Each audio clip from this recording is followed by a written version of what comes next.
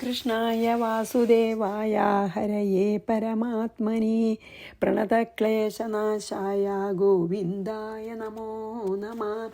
രാമായ രാമഭദ്രായ രാമചന്ദ്രായ വേധസേ രഘുനാഥായ നാഥായ സീതായ പതയേ നമഃ.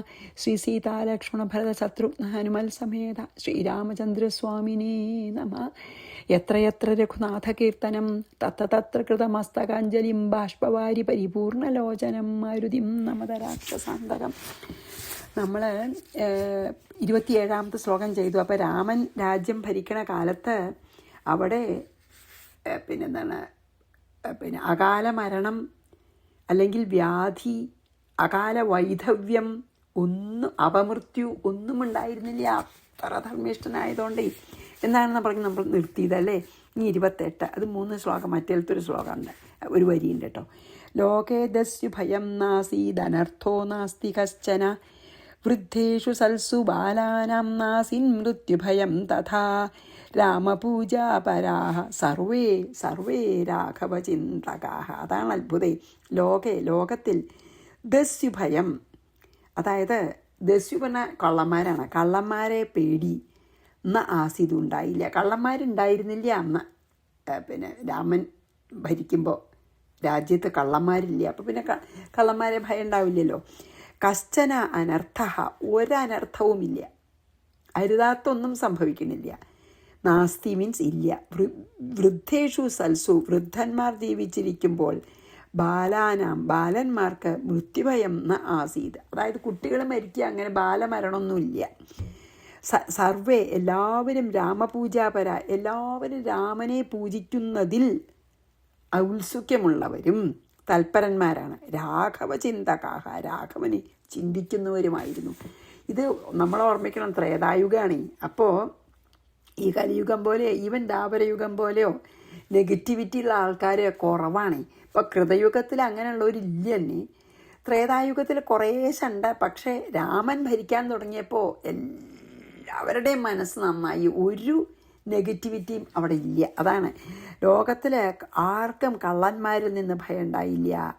പിന്നെ ആർക്കും വേറൊരാളുടെ സ്വത്ത് അപഹരിക്കണമെന്നോ അസൂയ ഉണ്ടായിരുന്നില്ല എന്ന് വേണ്ട. ജനങ്ങളുടെ സുഖത്തിന് ഒരു വിഘ്നം വരുത്തുന്ന തരത്തിൽ യാതൊരു അനർത്ഥവും അവിടെ ഉണ്ടായില്ല.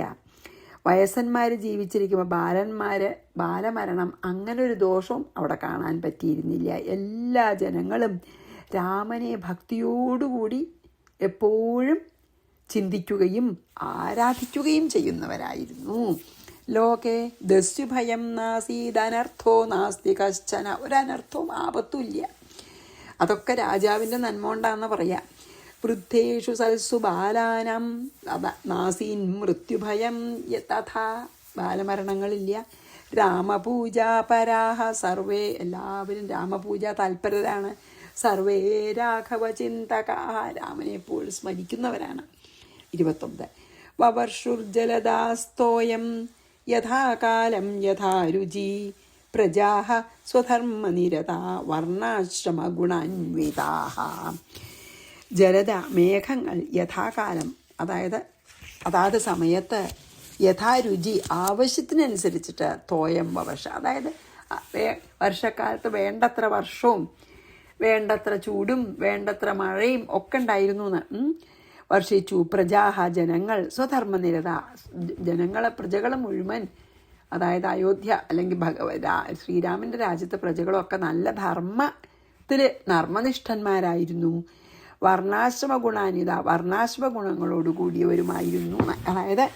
അതായത് കാലം തെറ്റാതെ ആവശ്യത്തിന് വേണ്ട പോലെ മഴ കിട്ടി, മഴയൊക്കെ ആവശ്യത്തിനനുസരിച്ചിട്ട് ഉണ്ടായിരുന്നു രാജ്യത്ത്. അപ്പോൾ കൃഷിയും എല്ലാം ഒന്നിനും ക്ഷാമമൊന്നും ഉണ്ടാവില്ലല്ലോ. അതാത് കാലത്ത് മഴയും വെയിലും ഒക്കെ ഉണ്ടായാൽ പ്രകൃതി ഒട്ടും നമ്മളോട് ക്ഷോഭിക്കാതിരുന്നാൽ എല്ലാം എളുപ്പമാണല്ലോ. അപ്പം അന്ന് അതാത് കാലത്ത് മഴ വർഷിക്കും. രാജ്യത്തെ പ്രജകളൊക്കെ അവരവരുടെ ധർമ്മത്തിൽ അവർ വളരെ അവനവൻ്റെ ധർമ്മം നടത്തുന്നത് താല്പര്യമുള്ളവരാണ്, ധർമ്മിഷ്ഠന്മാരായിരുന്നു.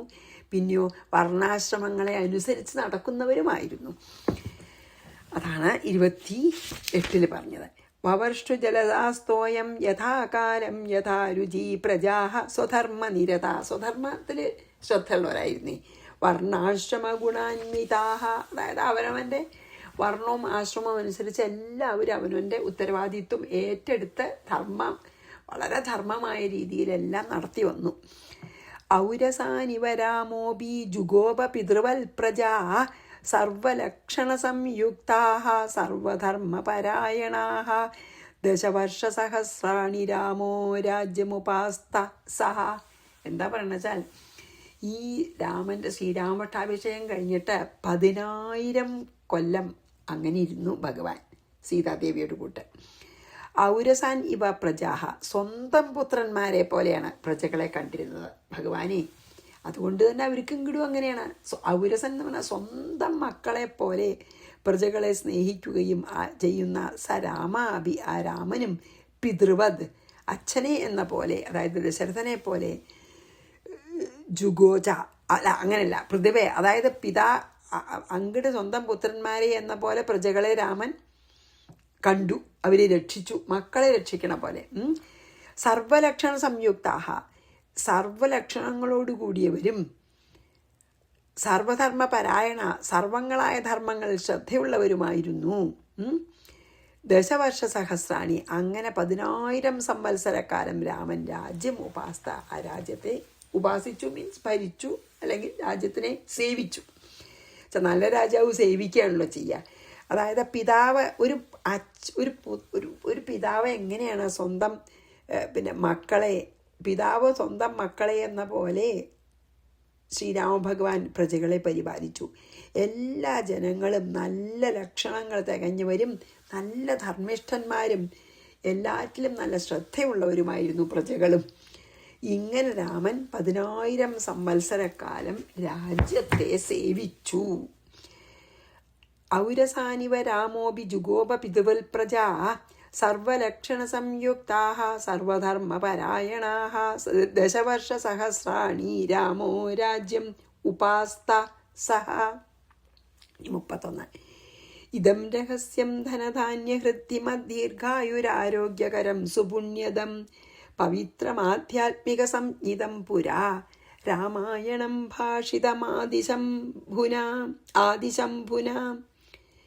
ഭാഷിതമാദിശംഭുന ധനധാന്യഹൃദ്ധിമത്, ധനധാന്യ അഭിവൃദ്ധി ഉണ്ടാക്കുന്നതും ദീർഘായുരാരോഗ്യകരം, ആയുരാരോഗ്യ സൗഖ്യം ഉണ്ടാക്കുന്നതും സുപുണ്യദം, പുണ്യത്തെ നൽകുന്നതും പവിത്രം, അതായത് പവിത്രമായതും ശുദ്ധമായ, രഹസ്യം ഗോപ്യവും, അതായത് രഹസ്യമായതും, ആധ്യാത്മിക സംഗീതം, ആധ്യാത്മം എന്ന നാമത്തോടു കൂടിയതുമായ ഇതം രാമായണം, ഈ രാമായണം ആദിശംഭുന, ആദിശിവനാൽ ഭാഷിതം, പറയപ്പെട്ടതാകുന്നു. അതിവിടെ പറഞ്ഞത് ഒരു അത്ഭുതമാണ്. എന്താ വെച്ചാൽ ഇവിടെ ഈ കഥ ശരിക്ക് അതുകൊണ്ട് ചിലപ്പോൾ നമുക്കത് ബോധ്യവും ഉത്തരരാമായണം പിന്നെ ആരോ രചിച്ച് ഇതിനോട് ചേർത്തതാണെന്ന്. നോക്കൂ, ഈ ശ്ലോകം നോക്കി നോക്കൂ. വളരെ രഹസ്യവും ധനധാന്യാദികളുടെ അഭിവൃദ്ധി ഉണ്ടാക്കുന്നതും ആയുരാരോഗ്യ സൗഖ്യത്തെ നൽകുന്നതും ശോഭനമായ കർമ്മങ്ങളിൽ ശ്രദ്ധയുണ്ടാക്കുന്നതും, നമുക്ക് നല്ല കാര്യങ്ങൾ മാത്രം ചെയ്യാനുള്ള ഒരു ശ്രദ്ധ ഉണ്ടാക്കുന്നതിനും അത്യന്തം പരിശുദ്ധവുമായ ഈ അധ്യാത്മരാമായണം ജഗദ്ഗുരുവായ അല്ലെങ്കിൽ ആദിഗുരുവായ ശ്രീ ശിവനാൽ അരുള ചെയ്യപ്പെട്ടതാകുന്നു. അത് സാധാരണ ഇങ്ങനെ പറയാൻ നമ്മൾ ഒരു കഥ കഴിയുമ്പോഴല്ലേ. ഞാൻ പലതും വായിച്ചിട്ടുണ്ട്. അധ്യാത്മരാമായണം ശരിക്ക് ഈ ശ്രീരാമ പട്ടാഭിഷേകം കഴിഞ്ഞിട്ട് ഭഗവാൻ 10,000 സംവത്സരം സീതയോടുകൂടി സുഖമായി ഇരുന്നു എന്ന് പറഞ്ഞിട്ട് ഒരു സുഖപര്യവസായിയായിട്ട് ഉള്ളൊരു കഥയായിട്ടാണ് വാൽമീകി അവസാനിപ്പിച്ചത്. പക്ഷേ ബാക്കി ഉത്തരരാമായണം എങ്ങനെയാണ് അവസാനിക്കണത്? വളരെ പര്യവസായിയാണ് അല്ലേ? ഉത്തരരാമായണം ദുഃഖപര്യവസായിയാണ്, ദുഃഖത്തോടു കൂടിയാണ് അവസാനിക്കണത് അല്ലേ? സീത ഭൂമി പടർന്നു പോയിട്ടാണ്. അപ്പോൾ ഞാൻ പല ദിക്കിലും പലരുടെ അഭിപ്രായമാണ്, അതെനിക്ക് വിശ്വസിക്കാൻ ഇഷ്ടമുള്ളതെന്ന് പറയണം. വിശ്വസിക്കാൻ എളുപ്പം എന്ന് മാത്രം പറഞ്ഞാൽ പോലെ വിശ്വസിക്കാൻ ഇഷ്ടമുള്ളത് ശരിക്കും അതന്നെയാണ്. എന്താ വെച്ചാൽ വാൽമീകി പോലൊരു മഹർഷി ഒരുപാട് ദുഃഖങ്ങളൊക്കെ സഹിച്ചു, സീതയും രാമനൊക്കെ. പക്ഷേ ആ കഥ പിന്നെ ഒരു സുഖപര്യവസായിയായി അവസാനിപ്പിക്കുകയേ ചെയ്യുള്ളൂ.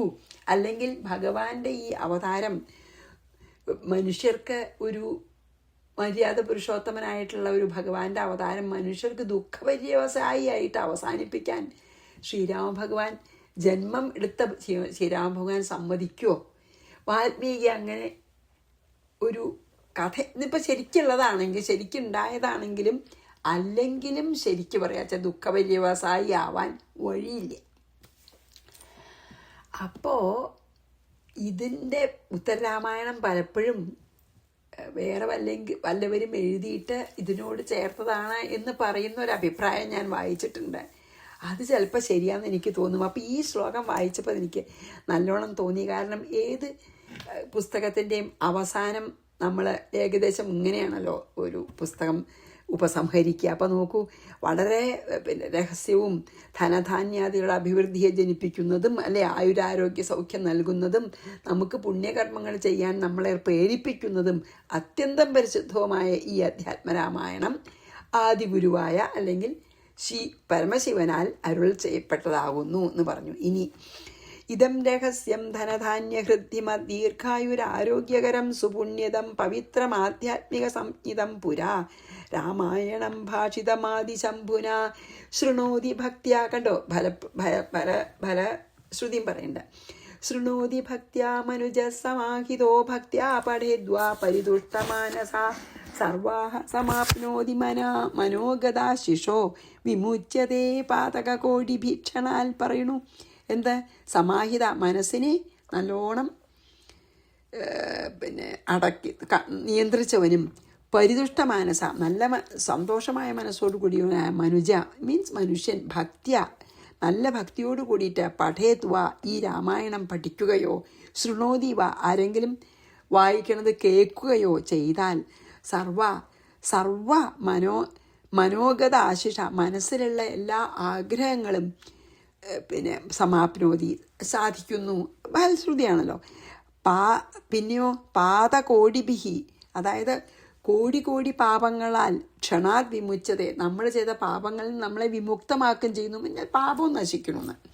ഈ അധ്യാത്മരാമായണത്തെ നല്ല അചഞ്ചലമായ ഭക്തിയോടും ആരാണ് ഭക്തിപൂർവം പഠിക്കുകയെ കേൾക്കുകയെ ചെയ്യുന്ന മനുഷ്യൻ അവരുടെ അഭിലാഷങ്ങൾ പൂർത്തീകരിക്കപ്പെടുകയും പിന്നെയോ അത് മാത്രമല്ല അവൻ സകല പാപങ്ങളിൽ നിന്നും മുക്തനാകുകയും ചെയ്യുന്നു എന്നുള്ള ഫലശ്രുതിൻ്റെ അവിടെ അല്ലേ. സാധാരണ ഫലശ്രുതി എന്തെങ്കിലും അവസാനിക്കുമ്പോഴല്ലേ പതിവ്. ശൃണോതി ഭക്ത്യാ മനുജ സമാഹിതോ ഭക്ത്യാ പഠേദ്വാ പരിതുഷ്ടമാനസ സർവാഹ സമാപ്നോതി മനോഗതാശിഷോ വിമുച്യതേ പാതകകോടി ഭീക്ഷണാൽ. രാമാഭിഷേകം പ്രയത ശൃണോതിയോ ധനാഭിലാഷീ ലഭത്തെ മഹദ്ധനം പുത്രാഭിലാഷീ സുതമാര്യസമ്മതം പ്രാപ്തോബ്നി രാമായണമാദിത പഠൻ. ഇതും ഭയശ്രുതിയാണ് കേട്ടോ.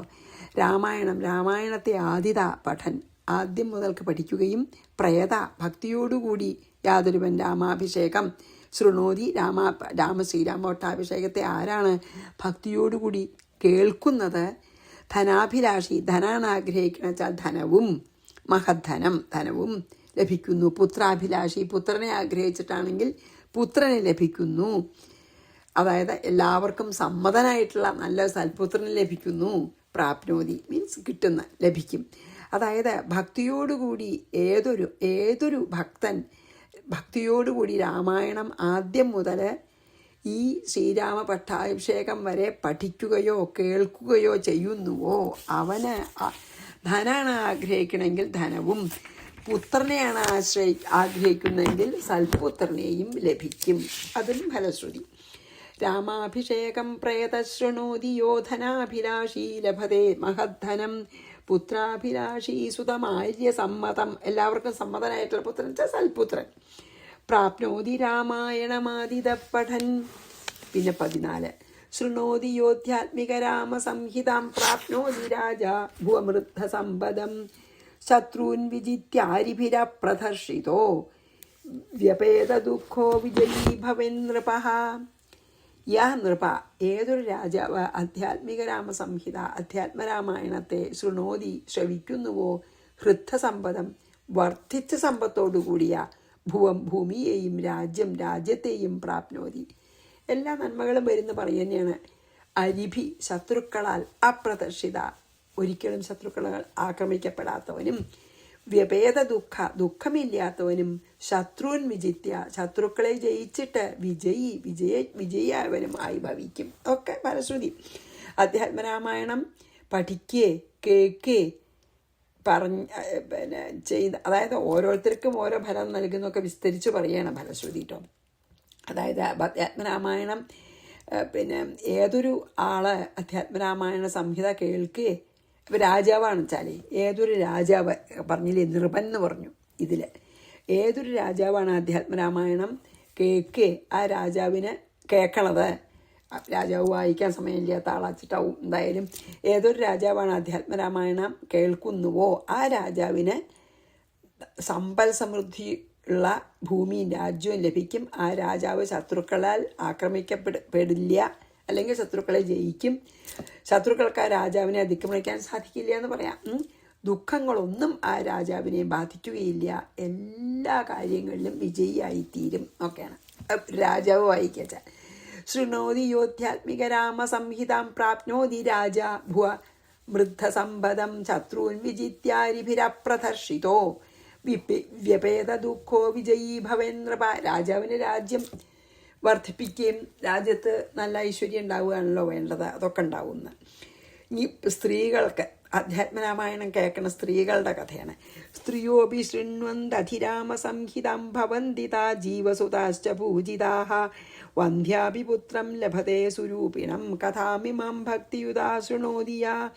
അധിരാമസംഹിതാം, ഈ അധ്യാത്മരാമായണ കഥ സ്ത്രീകളും ശൃണ്വന്തി ശ്രവിക്കുന്നു, താ അവർ ശ്രവിച്ചാലേ, സ്ത്രീകൾക്ക് ജീവസുതാഹ ജീവിക്കുന്ന പുത്രന്മാരോടുകൂടിയവരും പൂജിതാഹ പൂജിക്കപ്പെടുന്നവരുമായിട്ട് ഭവിക്കുന്നു. പിന്നെയോ, അതായത് പുത്രന്മാർ കാരണം ദുഃഖമൊന്നും ഉണ്ടാവില്ല എന്ന്. ഭക്തിയോടുകൂടി ഏതൊരു സ്ത്രീ ശൃണോതി കേൾക്കുന്നുവോ, വന്ധ്യാബി അവൾ വന്ധ്യാണെങ്കിലും പ്രസവിക്കാൻ കഴിവില്ലാത്തവളാണെങ്കിൽ പോലും സുരൂപിണം പുത്രം സുന്ദരനായ പുത്രനെ അവൾക്ക് ലഭിക്കുന്ന, അതായത് സ്ത്രീകൾക്ക് അധ്യാത്മരാമായണം വായിച്ചാലുണ്ടാവുന്ന ഫലമാണ് പറയണത്. അധ്യാത്മരാമായണം കേൾക്കുന്ന സ്ത്രീകളും പുത്രന്മാർ കാരണം ഒരു ദുഃഖവും വരാതിരിക്കും അവർക്കെന്ന്. അതായത് പുത്രമരണം, അങ്ങനെയുള്ള പുത്രന്മാരെ അവഗണന, അങ്ങനത്തെ ഒരു ദുഃഖവും അധ്യാത്മരാമായണം കേൾക്കുന്ന സ്ത്രീകൾക്ക് ഉണ്ടാവില്ല. ലോകത്തിലെ എല്ലാവരാലും മാനിക്കപ്പെടുന്നവരായി ഭവിക്കും. യാതൊരു സ്ത്രീയാണ് ഭക്തിയോടുകൂടി ഈ കഥ കേൾക്കണത്, അവൾ വന്ധ്യയായാൽ പോലും പ്രസവിക്കാൻ കഴിവില്ലാത്തവളാണെങ്കിൽ കൂടി അവൾക്ക് സർവലക്ഷണയുക്തനായിട്ടുള്ള ഒരു പുത്രൻ അവൾക്കുണ്ടാവും. സ്ത്രീയോപി ശൃണ്വന്തധിരാമസംഹിതാം ഭവന്തി താ ജീവസുതാശ്ച പൂജിതാഃ വന്ധ്യാപി പുത്രം ലഭതേ സുരൂപിണം കഥാമിമാം ഭക്തിയുതാ ശൃണോതിയ. എത്രയാണ് ഒരു പുസ്തകം കഴിയുമ്പോഴല്ലേ ഇതുപോലെ നമ്മൾ സാധാരണ ഫലശ്രുതിയൊക്കെ. എത്ര ഫലശ്രുതി? ഇനി 36 കഴിഞ്ഞിട്ടില്ല ഫലശ്രുതി, ഇനിയും ഫലശ്രുതി ഉണ്ട്. എത്ര ശ്ലോകം അറിയാം? 1, 2 അനവധി ശ്ലോകം ഉണ്ട് ഇനി. എന്നിട്ടാണ് ഈ ഉത്തരകാണ്ഡത്തിലേക്ക് പോകുന്നുള്ളൂ. ശ്രദ്ധാൻവിതോ യശൃണുയാൽ പഠേന്നരോ വിജിത്യ കോപം ച തഥാവിധ വിമത്സരാ ദുർഗാണി സർവാണി വിജിത്യ നിർഭയ ഭവേൽ സുഖീ രാഘവ ഭക്തി സംയുത. ഞാനത് ഇങ്ങനെ വെറുതെ പറഞ്ഞു പോണേല്ലോ കേട്ടോ. ഫലശ്രുതിക്ക് അത് മതി. നമ്മൾ ഫലശ്രുതിയിലൊന്നും ഫലം ആഗ്രഹിച്ചിട്ടൊന്നും അല്ല നമ്മൾ ചെയ്യണം. ഭഗവാനെ പ്രകീർത്തിക്കുക എന്ന് മാത്രമല്ലേ നമുക്കുള്ളൂ. അതുകൊണ്ട് ഫലശ്രുതിക്ക് അത്ര പ്രാധാന്യം കൊടുക്കാതെ നാം പോവാം. ഏതൊരു മനുഷ്യനാണ് ശ്രദ്ധയോടുകൂടി കാമക്രോധ മത്സരാദി സകല ദോഷങ്ങളെ നിശേഷം നശിപ്പിച്ചവനുമായിട്ട് അതായത് എല്ലാ കാമക്രോധ മോഹങ്ങളൊക്കെ നമ്മുടെ മനസ്സ് നീങ്ങിയിട്ട് അധ്യാത്മരാമായണ കഥ ആരാണ് കേൾക്കുകയോ പഠിക്കുകയോ ചെയ്യണേ, അവൻ സകല ദുഃഖങ്ങളെയും അതിക്രമിച്ച് ഒരു ഭയവുമില്ലാതെ ശ്രീരാമനിൽ പരമഭക്തിയുള്ളവനും ആത്മസുഖം അനുഭവിക്കുന്നവനും ആയിത്തീരും. ആത്മാരാമൻ തന്നെ ആയിത്തീരും ഇത് ഭക്തിയോടുകൂടി കേൾക്കുകയോ പഠിക്കുകയോ ചെയ്താൽ. ഇനി 37 സുരാഹ സമസ്ത അഭിയാന്തി തുഷ്ടതാം വിഘ്നാഹ സമസ്ത അപയാന്തി ശൃണ്വതാം അധ്യാത്മരാമായണമാദിതോ നൃണാം ഭവന്തി സർവാ അഭിസമ്പദപ്പര. അധ്യാത്മരാമായണം ആദ്യം തൊട്ട് അവസാനം വരെ അതാണ് പറഞ്ഞത്. പിന്നെ ഇത് ആദ്യം മുതൽക്ക് അവസാനം വരെ കേൾക്കുന്നവരുടെ പേരിൽ സകല ഈശ്വരന്മാരും സന്തോഷിക്കും. സർവേശ്വരനായ ശ്രീരാമൻ അവരിൽ അങ്ങേയറ്റം പ്രസാദിക്കും. അപ്പം ഭഗവാന്റെ ശക്തികളായിട്ടുള്ള ഭഗവാൻ പ്രസാദിച്ചാൽ പിന്നെ ഭഗവാന്റെ ശക്തി കൊണ്ടുണ്ടായ മറ്റ് ദേവന്മാരും പ്രസാദിക്കാതിരിക്കില്ലല്ലോ. അതാണ് ശ്രീരാമദേവൻ തന്നെ പ്രസാദിക്കും, അപ്പോൾ ബാക്കി ദേവന്മാരും പ്രസാദിക്കും. അപ്പോൾ അതുകൊണ്ട് അവരുടെ അനുഗ്രഹം കൊണ്ടും നമുക്ക് ഒരു കാര്യങ്ങൾക്കും ഒരു വിഘ്നവും ഉണ്ടാവില്ല. ഉത്കൃഷ്ടങ്ങളായ സകല സമ്പത്തുകളും ഈ ഭക്തന്മാർക്കുണ്ടാവും. പിന്നെ 38 അതും കൂടി പറയണ്ട നോക്കൂ. രജസ്വലാവായതി രാമ തൽപരാ ശൃണോതി രാമായണമേതദാദിതഃ പുത്രം പ്രസൂതേ ഹൃഷഭം ചിരായുഷം പതിവ്രതാലോകസുപൂജിതാ ഭവേത്. എന്താ പറയണറിയോ? രജസ്വലയായിട്ട്, അതായത് രജസ്വല എന്ന് പറഞ്ഞാൽ നമ്മൾക്ക് പീരിയഡ്സ് വന്നു കഴിഞ്ഞിട്ടേ, രജസ്വലയായിട്ട് കുളി കഴിഞ്ഞ് ശുദ്ധമായിട്ട് സ്ത്രീ രാമഭക്തിയോടുകൂടി, അതായത് രജസ്വലയാവുമ്പോൾ വേണ്ട എന്നുള്ള അർത്ഥത്തിലാണ്. രജസ്വല അല്ലാത്ത സമയത്ത് മീൻസ് പീരിയഡ്സ് ഇല്ലാത്ത സമയത്ത്, അല്ലെങ്കിൽ രജസ്വലയായിട്ട് അത് കഴിഞ്ഞിട്ട് കുളിയൊക്കെ കഴിഞ്ഞിട്ട് മീൻസ് രജസ്വല അല്ലാത്ത സമയത്തെന്ന് നമുക്ക് മനസ്സിലാക്കാം. ശുദ്ധയായ സ്ത്രീ രാമഭക്തിയോടുകൂടി ഗർഭകാലമായ 12 ദിവസം അധ്യാത്മരാമായണം ആദ്യം തൊട്ട് കേൾക്കുകയോ പഠിക്കുകയോ ചെയ്താൽ അവർക്ക് ശ്രേഷ്ഠനും ആയുരാരോഗ്യ സൗഖ്യമുള്ളവനുമായ പുത്രനെ ലഭിക്കും, അല്ലെങ്കിൽ അങ്ങനെ ഒരു പുത്രനെ പ്രസവിക്കും. അവളെ ലോകം മുഴുവൻ മാനിക്കുകയും ചെയ്യും. അതായത് ഇതിൽ പറഞ്ഞത് എന്താ വെച്ചാൽ, രജസ്വല ആയി കഴിഞ്ഞതിന് ശേഷം എന്ന് പറഞ്ഞാൽ, ഇപ്പോൾ ഇവിടെ പറഞ്ഞിരിക്കണമെന്ന് വെച്ചാൽ ഗർഭം ഉണ്ടായിരിക്കുന്ന സ്ത്രീയുടെ കാര്യമാണ് പറയണത്. അതായത് പിന്നെ പീരിയഡ്സ് ഒന്നും ഇല്ലാത്ത കാലത്ത്, അപ്പോൾ ഗർഭം ഉണ്ടായിരിക്കുന്ന കാലത്ത് പീരിയഡ്സ് ഇല്ലല്ലോ, അത് ആ ഒരു കാലത്തെ കാര്യമാണ് പറയണത്. ഗർഭിണിയായിട്ടുള്ള സ്ത്രീ ഭക്തിയോടുകൂടി അധ്യാത്മരാമായണം ആദ്യം തൊട്ട് കേട്ടാൽ ആയുരാരോഗ്യ സൗഖ്യത്തോടു കൂടിയിട്ടുള്ള പുത്രനെ പ്രസവിക്കും. പൂജയിത്വാതുയേ ഭക്ത്യാ നമസ്കുർവന്തി നിത്യശഃ സർവൈഹി പാപൈർവിനിർമുക്ത വിഷ്ണോര്യാന്തി പരംപദം. അതായത് ഏതൊരാളാണ് അധ്യാത്മരാമായണത്തെ നിത്യവും പൂജിച്ച് നമസ്കരിക്കണത്, അവൻ എല്ലാ പാപങ്ങളിൽ നിന്നും മോചിതനായിട്ട് വൈകുണ്ഠലോകത്തെ തന്നെ പ്രാപിക്കുന്നതാണ് പറയണത്. വിഷ്ണോര്യാന്തി പരംപദം. വിഷ്ണുവിൻ്റെ പദം ഏതാ? വൈകുണ്ഠപദം തന്നെ പ്രാപിക്കും. ആരാണ് ഭക്തിയോടുകൂടി രാമായണത്തെ നമസ്കരിച്ച് ദിവസേന പഠിക്കുന്നത്, അയാൾ വിഷ്ണുലോകം ഗമിക്കും. രാമ ഏവ പരം ബ്രഹ്മ തസ്മിൻ സ്തുഷ്ടേഖിലാത്മനി ധർമാർത്ഥ കാമമോക്ഷാണാം യദ്യതിച്ഛതി തദ്ഭവേത്. അതായത് എല്ലാ ദിക്കിലും പിന്നെ സർവാന്തര്യാമിയും സർവ ദിക്കിലും നിറഞ്ഞു നിൽക്കുന്നവനും ഒന്നിനോടും ബന്ധപ്പെടാതെ അഖണ്ഡ സച്ചിദാനന്ദ ബ്രഹ്മം ആണ് തന്നെയാണ് രാമൻ, അല്ലേ? പരബ്രഹ്മം തന്നെ സ്വരൂപമെടുത്ത് വന്നതാണ് രാമൻ.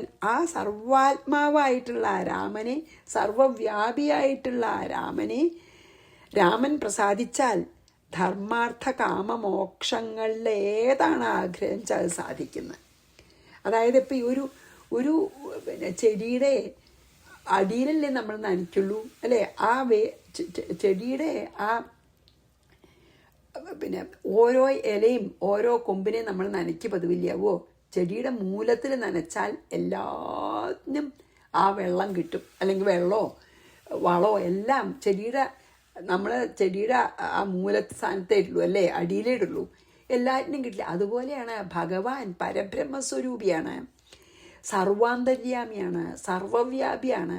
അപ്പോൾ ശ്രീരാമചന്ദ്ര ഭഗവാനെ ഭജിച്ചാൽ പിന്നെ നമുക്ക് വേറെ ആരെയും ഭജിക്കണ്ട. ശ്രീരാമചന്ദ്രൻ പ്രസാദിച്ചാൽ എല്ലാവരുടെ പ്രസാദവും ഉണ്ട്. അപ്പോൾ ശ്രീരാമചന്ദ്രനെ ഭക്തിയോടുകൂടി ഭജിച്ചാൽ ധർമാർത്ഥ കാമമോക്ഷങ്ങളിൽ ഏതാണ് നമ്മൾ ആഗ്രഹിക്കുന്നത് അത് നമുക്ക് ഭഗവാൻ നൽകും, അല്ലെങ്കിൽ അത് കിട്ടും. രാമ ഏവ പരബ്രഹ്മം തന്നെയാണല്ലോ. തസ്മിൻ സ്തുഷ്ടേ അഖിലാത്മനി, എല്ലാവരുടെ ആത്മാവായിട്ടുള്ള രാമൻ സന്തോഷിച്ചാൽ ധർമാർത്ഥ കാമമോക്ഷാണ്. ധർമാർത്ഥ കാമമോക്ഷങ്ങളിൽ യദ്യതിച്ഛതി തദ്ഭവേതി, എല്ലാം എന്താ ആഗ്രഹിക്കുന്നത് വെച്ചാൽ അത് കിട്ടും. ശ്രോതവ്യം നിയമേനൈതദ് രാമായണം അഖണ്ഡിതം ആയുഷ്യമാരോഗ്യകരം കൽപ്പകോട്യഖനാശനം. അധ്യാത്മരാമായണം ദിവസേന മുടക്കല്ലാതെ വായിക്കുകയും കേൾക്കുകയും ഒക്കെ ചെയ്താൽ അങ്ങനെ കേൾക്കുന്നവർക്കും പഠിക്കുന്നവർക്കും ദീർഘായുസ്സും ആരോഗ്യവും ഉണ്ടാവും.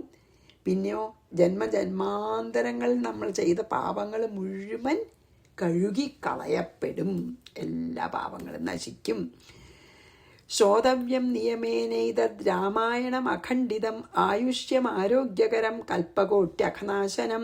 പിന്നെയോ 43 ദേവാശ്ച സർവേ തുഷ്യന്തി ഗ്രഹാഃ സർവേ മഹർഷയഃ രാമായണസ്യ ശ്രവേണ തുഷ്യന്തി പിതരസ്തഥാ. അതായത് രാമായണം കേൾക്കുന്നത് കൊണ്ടും കീർത്തിക്കുന്നത് കൊണ്ടും സർവദേവന്മാരും സൂര്യാദി നവഗ്രഹങ്ങളും വലിയ വലിയ യോഗീശ്വരന്മാരും നമ്മുടെ പിതൃക്കളും ഒക്കെ സന്തോഷിക്കുന്നു. അതാണ്. അതായത് ദേവന്മാരെ സന്തോഷിപ്പിക്കാൻ ശരിക്കും യാഗങ്ങളൊക്കെ ചെയ്യണമെന്നല്ലേ പറയുക. അതൊന്നും വേണ്ട, രാമായണം വായിച്ചാൽ മതി. അതുപോലെ തന്നെ നവഗ്രഹങ്ങളെ പ്രീതിപ്പെടുത്താൻ നമ്മൾ ശാന്തി പൂജകളൊക്കെ ചെയ്യും, അതും വേണ്ട. രാമായണം നവഗ്രഹങ്ങളെ പ്രീതിപ്പെടുത്തും, ദേവന്മാരെ പ്രീതിപ്പെടുത്തും, പിന്നെ പിതൃക്കളെ പ്രീതിപ്പെടുത്തും, അല്ലേ? അങ്ങനെ എല്ലാവരെയും പ്രീതിപ്പെടുത്തുന്നതാണ് രാമായണ പഠനം അല്ലെങ്കിൽ രാമായണ പാരായണം.